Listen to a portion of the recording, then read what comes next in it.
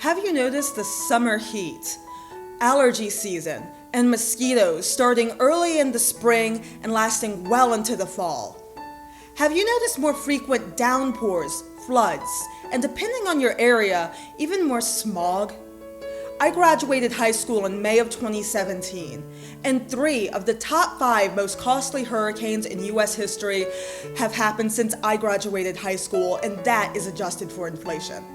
All but 1 of the top 10 most costly hurricanes have happened since I started elementary school in 2004. You've probably heard that these things are caused by climate change, and climate change is a result of too many greenhouse gases like carbon dioxide trapping heat in the atmosphere. But how do we know that? How does a clear, odorless gas trap heat? This knowledge isn't exactly new. In 1820, a French scientist named Fourier first hypothesized that more complex gas molecules, like carbon dioxide, could trap and re-emit heat.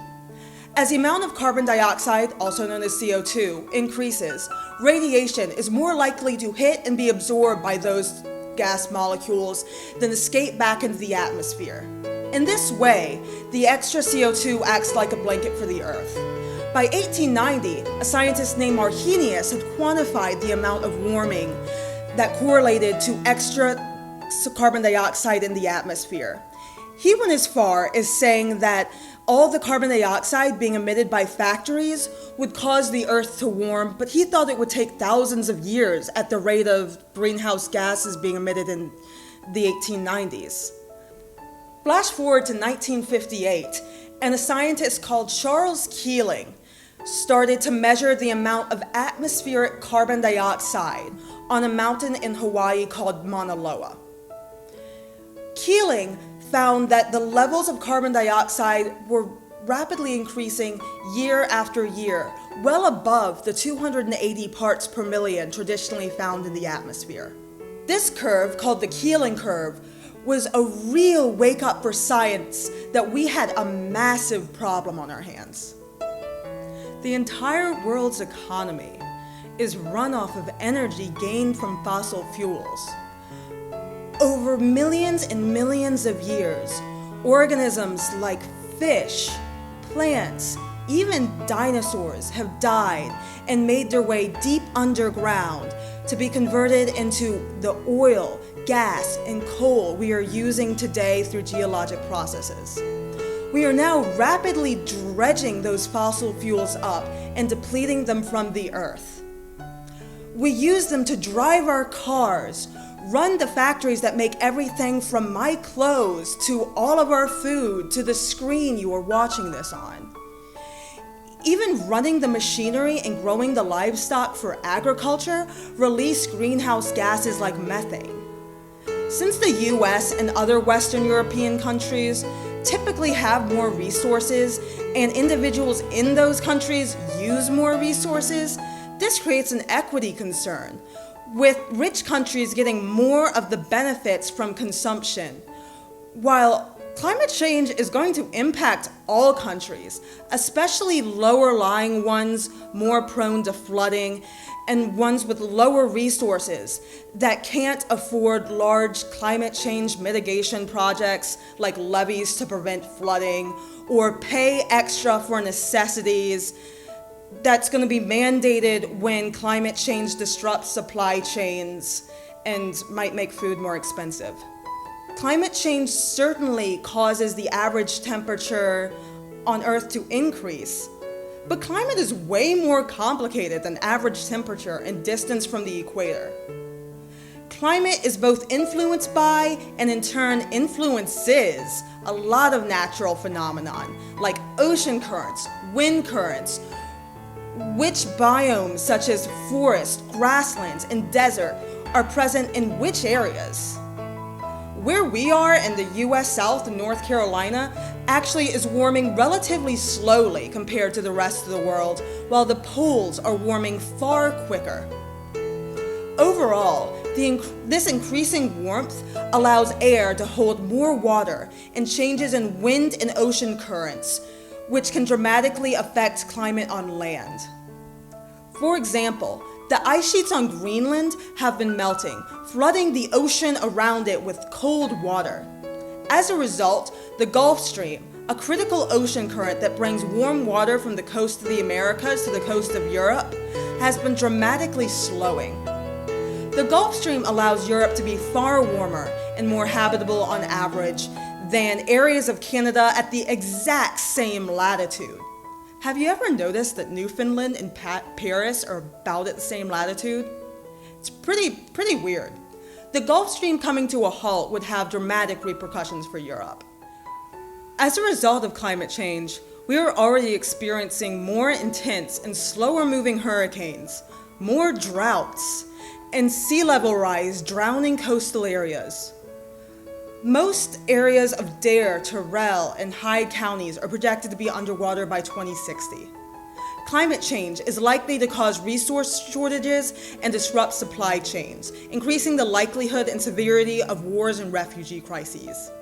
We have already seen examples of this with Hurricane Katrina and Maria, hitting Black and Latinx communities the hardest, and those same communities not being allocated the resources to facilitate an effective cleanup effort afterwards. Those hurricanes wrecked people's lives and crippled economic development for decades to come in New Orleans and Puerto Rico. New Orleans' population still hasn't recovered to its size before the storm, 15 years later. Another example is the Isle de Jean Charles in Louisiana, which has been the longtime home of the Isle de Jean Charles band of Biloxi, Sitimasha, Choctaw Indians. But recently, the entire tribe had to evacuate inland, as the vast majority of the island has become submerged and was no longer habitable. Increasing disasters like these are going to cost every country on Earth, including the US, including individual corporations, including American families. The damage will total in the trillions of dollars and keep adding up and become a part of daily life until we manage to solve climate change. This is why climate change-related risks and destruction of property from storms are often currently ranked as some of the top existential risks to businesses. To ensure that climate change does not endanger the lives and livelihoods of wide swaths of the population, we must rapidly transition the economy from one based on fossil fuels to one based on renewable energy resources that don't emit greenhouse gases. Examples would be solar and wind energy.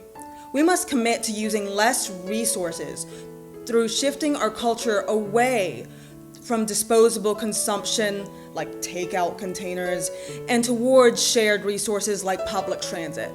We must also remove carbon from the atmosphere. According to the most recent IPCC report, no scenario for keeping warming to 1.5 degrees can be achieved without carbon capture and storage technologies.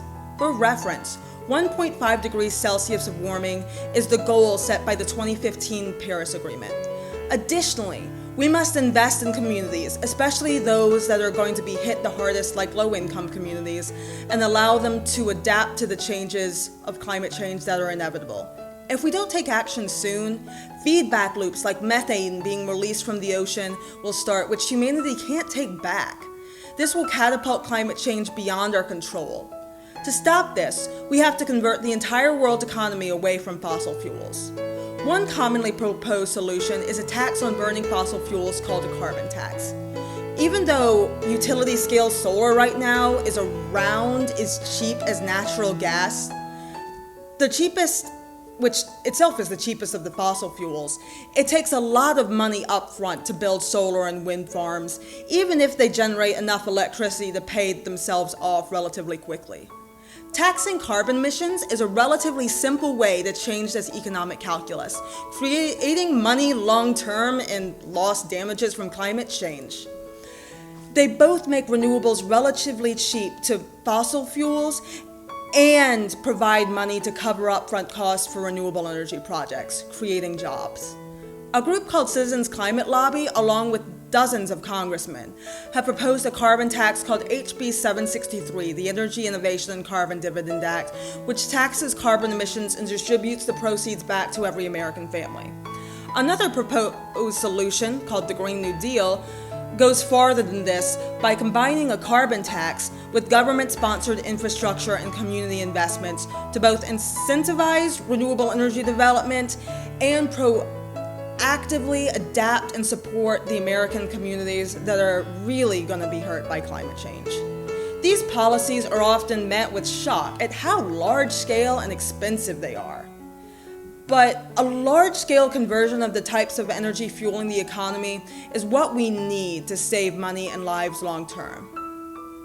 Another recent proposal in Congress focuses on planting 1 trillion trees worldwide as a more realistic approach to climate change mitigation. But even 1 trillion extra trees, by my rough calculations, would remove only like 1/12 of the carbon dioxide currently being emitted. Going forward, we will continue to debate over what amount of warming and what strategies for adaptation we're going to be okay with. Government policy can facilitate the culture shift we need to combat global warming, but isn't all of it. We can take part in our own communities to lobby for policies supporting renewables, mass transit, carbon capture, and reductions in resource consumption.